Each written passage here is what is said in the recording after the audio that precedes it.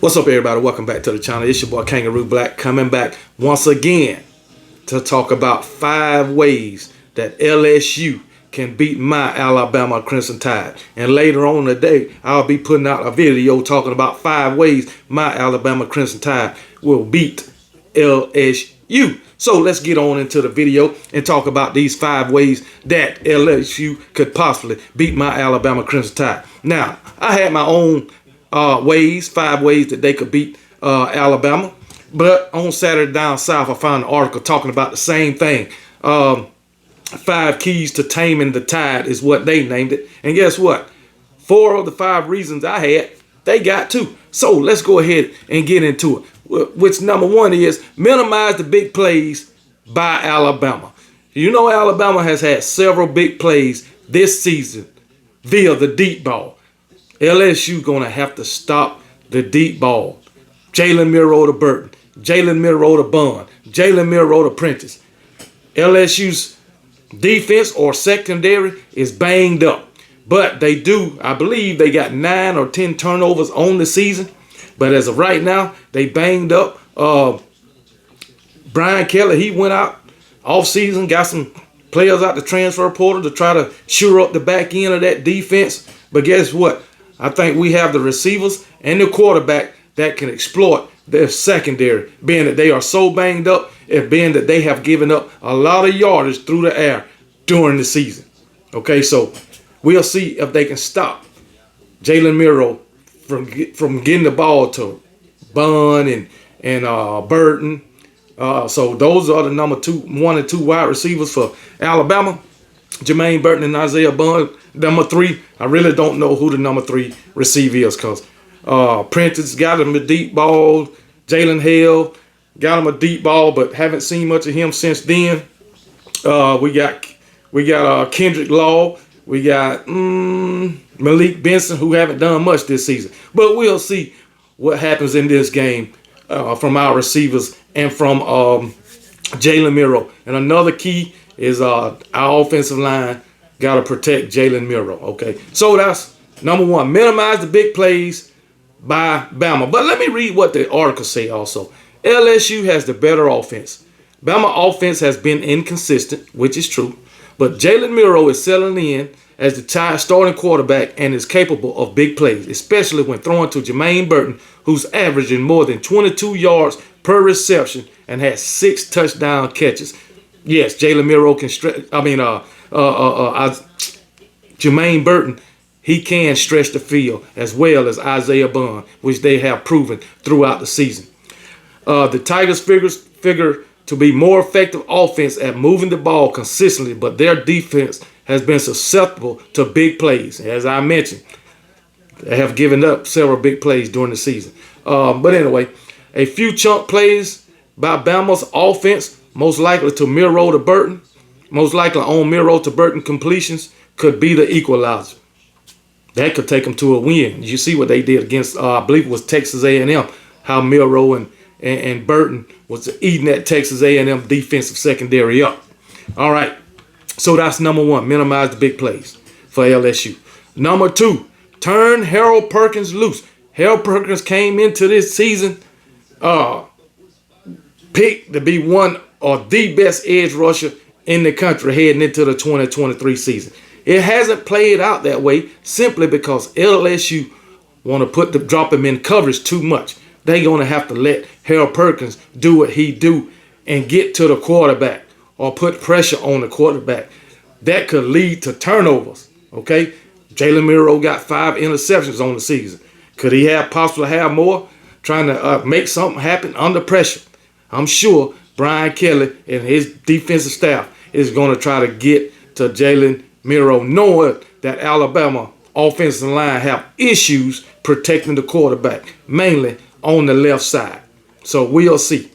That's really all I got to say about that. They're going to have to let Harold Perkins do what he do. But here's what the article says. One of the keys to limiting those chunk plays from Milroe to Burton or Bun, one of the keys to limiting those chunk plays would be for Harold Perkins to be disruptive as a pass rusher and otherwise.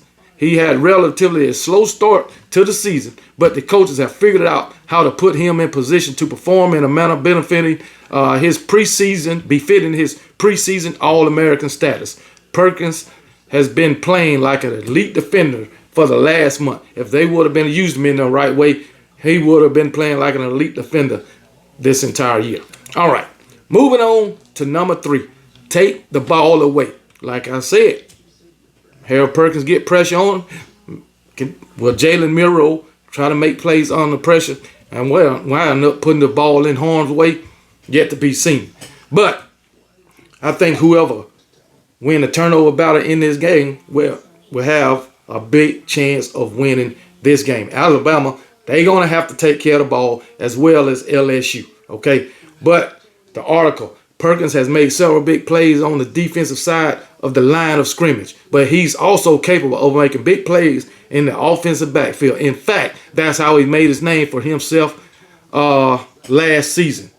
If Perkins is able to sack Miro or at least pressure him and get the other ball carriers in the backfield, the Tigers can slow down the Tide's offense and perhaps create turnovers. LSU is tied for the SEC with 9 interceptions, and only 3 quarterbacks in the SEC have thrown more interceptions than Jalen Miro with 5. The Tigers' cornerback have played better as of late, but the group is banged up. Now, saying they done played better as of late, and they talking about the last 2 games that they played, all right? Up until then, everybody was talking how bad LSU's defense was. But the last 2 games they have played is Auburn and Army. 2 teams that is freaking terrible on both sides of the ball. Well, Auburn is all right on defense, but their offense is non-existent, and you know damn well Army can't compete with any team in the SEC. And yes, I'm including Vanderbilt in that. So, in my opinion, I don't feel that LSU's defense is any better now than it was against Ole Miss, in which Ole Miss put up 55 points on them. I just don't see it. But maybe they have. I'll damn sure find out on Saturday night. You can believe that. So, but anyway, takeaways. All right, that's number 3. Number 4, pound Logan Diggs, which is one of the best running backs in the SEC. Logan Diggs, I believe he's got 11 touchdowns on the season with about 700-800 yards rushing, probably a little more. But Logan Diggs is a true elite running back. I got to give it up to him. And then you add Jaden Daniels to the run game, who got 500-something yards rushing and 5 touchdowns on the ground, the second leading rusher on the LSU's offense behind Logan Diggs. But Logan Diggs is a true run threat. But Alabama has the defense to stop the run. Even though Alabama gave up some big plays this season, they haven't gave up nearly as many as this LSU's defense. I can tell you that. But Logan Diggs will be a key part of this LSU versus Alabama game. He's going to have to be, and he's going to have to find an LSU. Logan Diggs and Jaden Daniels going to have to find success in the run game. Plain and damn simple. But here is the article.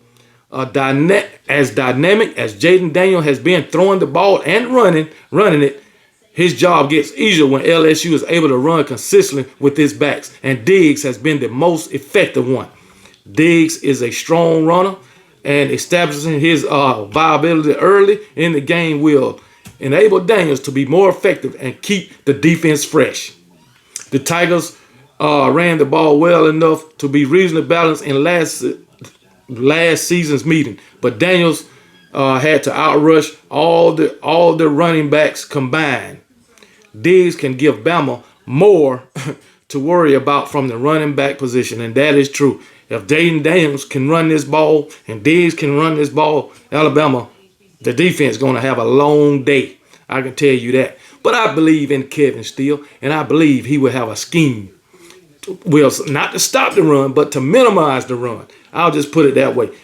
I think Alabama going to have to play QB contained and put a spy on Jaden Daniels. And I was asked who would I use to spy Jaden Daniels, and then I would use Jahad Campbell. Jahad Campbell is fast. He can move from sideline to sideline. Jahad Campbell, he ain't running in the hole and stopping. He's running through the hole to get to the ball carrier. So I would use Jahad Campbell on Jaden Daniels. But that is number 4, which is Pound Logan Diggs.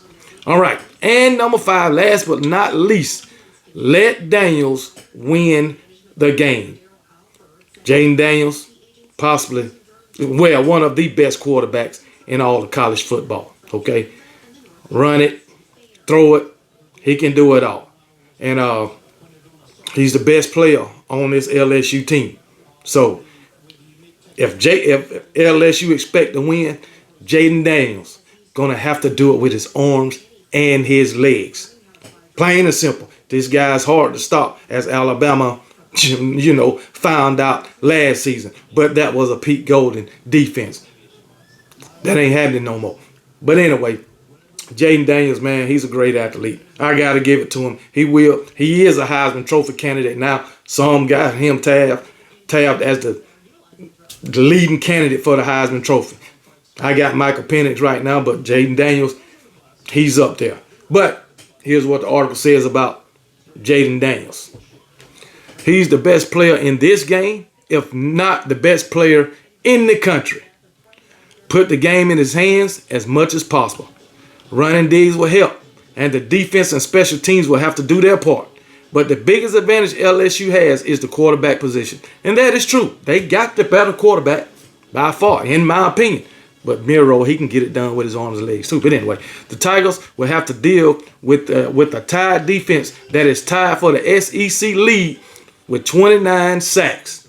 Have we played a quarterback, as mobile as as Jaden Daniels? I don't think so. This guy's hard to get. But anyway, Daniels running can complement Diggs in a sufficient way, both by design and by ad-libbing. And Malik Neighbors, Brian Thomas Jr., Kyron Lace, and Mason Turner are all capable of making big plays with when Daniels puts the ball in their hands. Malik Neighbors and Brian Thomas Jr., two elite receivers. The best 2 wide receivers LSU got, the number 1 and 2 wide receiver. Those guys are playing out of their mind too. So, but we got the cornerbacks to cover those guys. I know we got the better defense. But anyway, the Tide's pass defense has been much stingier since allowing 349 yards to Texas. But Tennessee did throw for 271 yards in Bama's last game and finished with 2 touchdown passes, just as Arkansas did a week earlier. Daniels running and passing was a primary factor in the LSU win last season. And he'll have to have another very productive game if the Tigers are going to win again. Yes, Daniels will have to have a very productive game. But I think my Alabama Crimson Tide got at least 80% better defense than what they had last season. Along the front 7, defensive line, linebackers, and secondary. These defensive coaches for Alabama put them in a better position to succeed under Kevin Steele. I'll just say that. So, I think the key to winning for LSU is Jaden Daniels. It all comes down to Jaden Daniels for LSU. That is my opinion. So, those are the 5 ways for LSU to beat my Alabama Crimson Tide. Number 1, minimize big pass plays by Bama. Number 2, turn Harry Perkins loose. Number 3, take the ball away. Number 4, pound Logan Diggs. And number 5, let Daniels win the game. If anybody disagree, put it in the comment section. If you agree, put it in the comment section. But like I said, my next video coming out later on today will be the 5 ways my Alabama Crimson Tide will beat the LSU Tigers in Bryant Dennis Stadium Saturday night. Roll damn Tide.